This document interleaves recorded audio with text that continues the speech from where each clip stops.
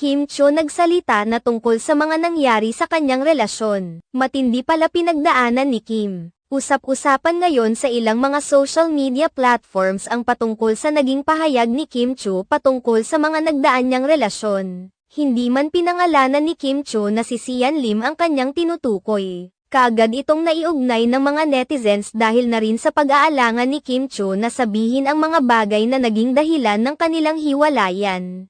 Ayon sa ilang mga netizens, napapansin umano nila na tila natatakot si Kim Cho na maglabas ng pahayag kung patungkol ito sa naging hiwalayan nila noon ni Sian Lim. Hanggang ngayon kasi ay hindi pa rin nililinaw ni Kim Cho ang totoong sanhi ng kanilang paghihiwalay ni Sian Lim matapos ang mahaba nilang relasyon bilang magkasintahan.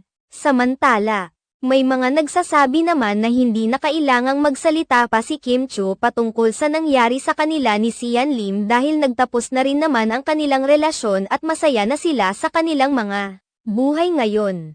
Nauna na ring ibinahagi ni Kim Cho na hindi naman sila magkagalit ni Sian Lim at naging maayos naman ang kanilang pag-uusap patungkol sa pagtatapos ng kanilang relasyon.